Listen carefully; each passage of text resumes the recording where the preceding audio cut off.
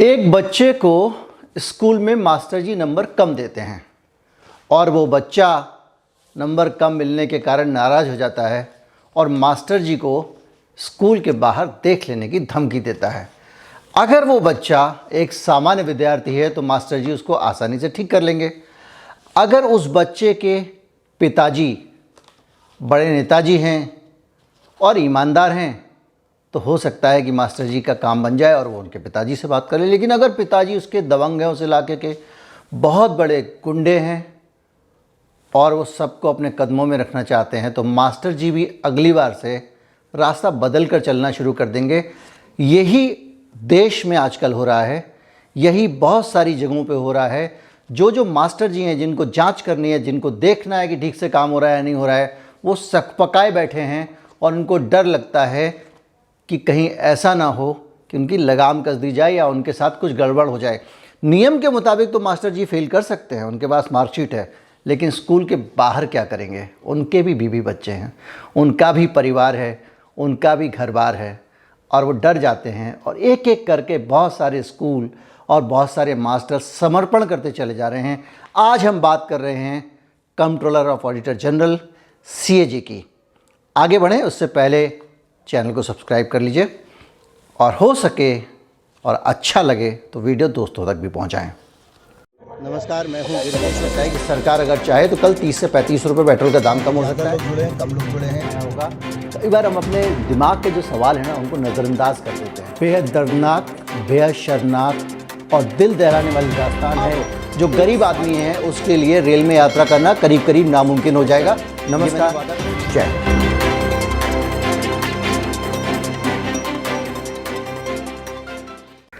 Master जी क्यों सहमे सहमे से हैं और इतने बड़े मास्टर जिनको संसद के सामने सीधी रिपोर्टिंग है, जो महाशक्ति है, कंट्रोलर ऑफ ऑडिटर जनरल, जिसकी रिपोर्ट सीधे संसद को दी जाती है, जिसकी प्रधानमंत्री कार्यालय को भी रिपोर्टिंग नहीं है, वो कंट्रोलर ऑफ ऑडिटर जनरल अब कोशिश कर रहा है कि वो इम्तिहान की ड्यूटी में ही ना पड़े, वो कॉपियाँ जांचे ही नहीं, वो सरकार के किसी भी मामले पर सवाल ना उठाए।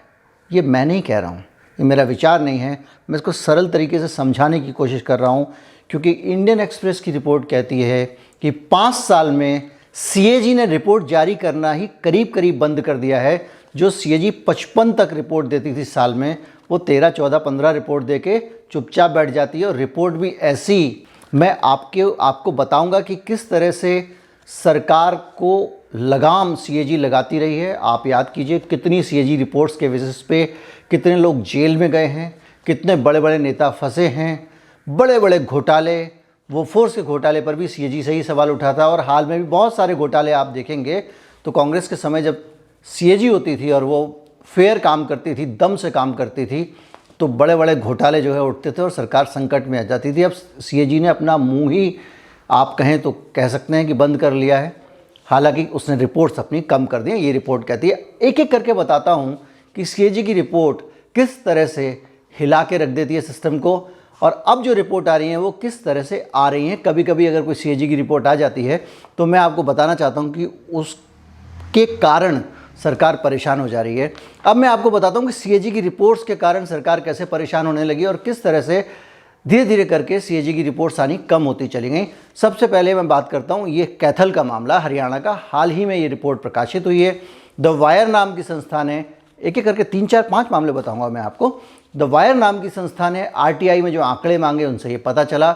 हुआ ये कि कैथल में फूड कॉरपोरेशन ऑफ इंडिया के ने कुछ गोदाम लिए हुए हैं। किसके गोदाम? अडानी साहब की कंपनी के, और उसमें वो अनाज रखने के लिए गोदाम लिए हुए हैं।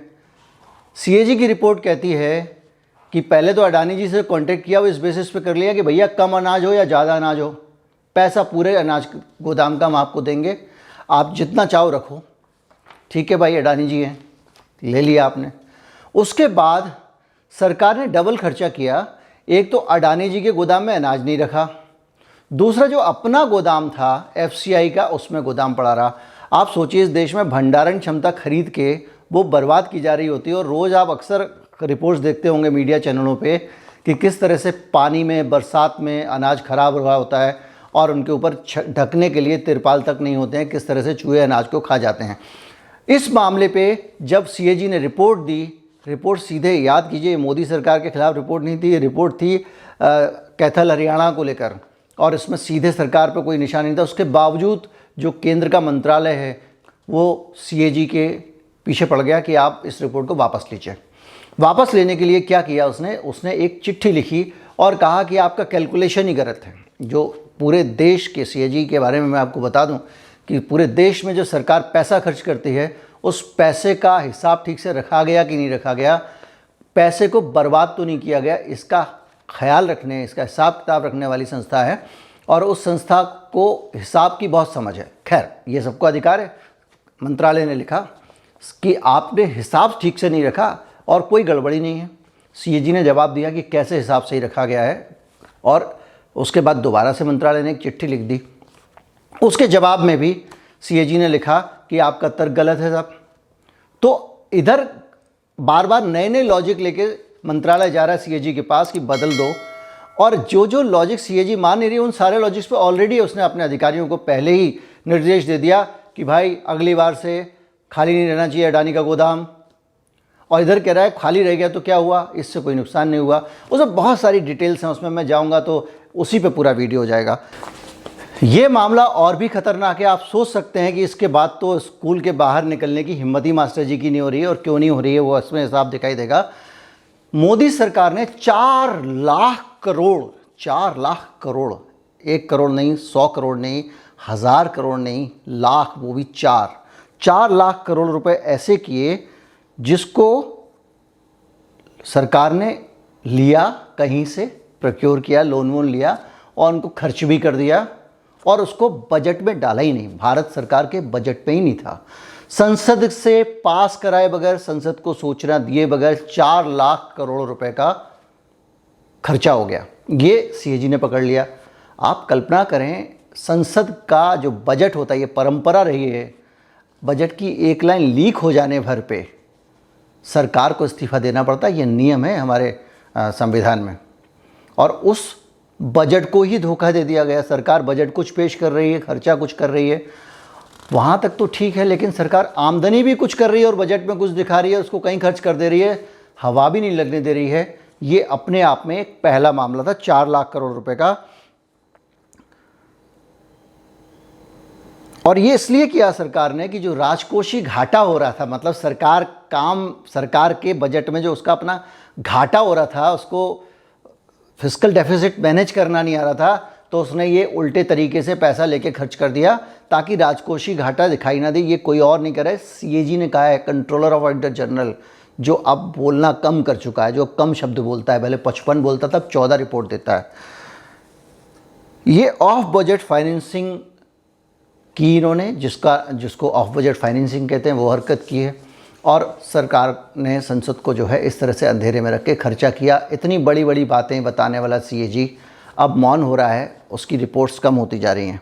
1000 का नोट जब बंद हुआ तो सीएजी से ये रिपोर्ट मांगी। 8 अधिकारियों ने, 8 बड़े अधिकारियों ने चिट्ठी लिखी थी और कहा कि भाई ये पता करो कि ये जो 1000 रुपये का नोट बंद किया सरकार ने, इससे नुकसान हुआ सरकार को या फ़ायदा हुआ तो कितना हुआ। सीएजी ने इस पूरे मसले को दबा दिया, और उसने कौन सी चीज़ का ऑडिट किया? उसने ऑडिट किया कि सब रुपए छापे, तो छापने में जितना खर्चा आया वो कितना आया, वो उसमें कहीं गड़बड़ तो नहीं हुई, उस प्रोसेस में कहीं गड़बड़ तो नहीं हुई, लेकिन नोटबंदी से नुकसान हुआ या फ़ायदा हुआ, इस पर सीएजी ने रिपोर्ट नहीं दी। बड़े नौकरशाहों ने, 8 लोगों ने चिट्ठी लिखी और सीएजी से कहा भाई इस पर रिपोर्ट क्यों नहीं दे रहे हैं, लेकिन सीएजी दबा गया। शुरुआत में ही मैं बता चुका हूँ कि सीएजी क्यों दबा रहा है। नियंत्रक और महालेखा परीक्षक थे उस समय के शशिकांत शर्मा, उन्होंने कहा कि साहब जो है वो इस ऑडिट में नोटों की छपाई पर खर्च, रिजर्व बैंक के बोनस भुगतान और बैंकिंग लेन देन के आंकड़ों को ही हम शामिल कर रहे हैं, हम इसमें वो वाले आंकड़े शामिल ही नहीं करेंगे नुकसान फ़ायदे वाले। इससे आप अंदाज़ा लगा सकते हैं।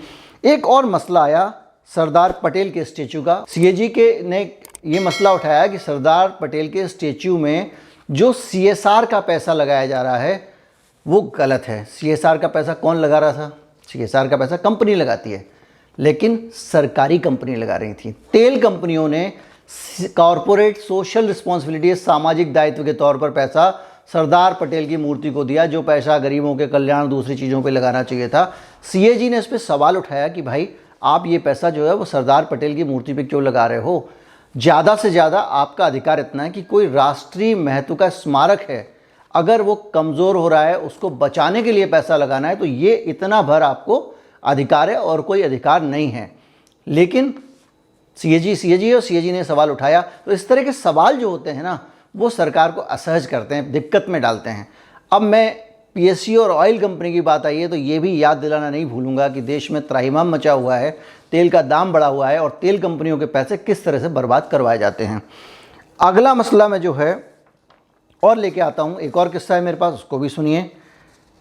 19 मंत्रालयों के अधीन जो संस्थाएं चल रही थी, उनमें नियमों को दरकिनार करके पैसा बर्बाद किया गया। ये एक और मसला आया है जिसमें 1079 करोड़ रुपए की वित्तीय अनियमितताएं पाई गई 19 मंत्रालयों में।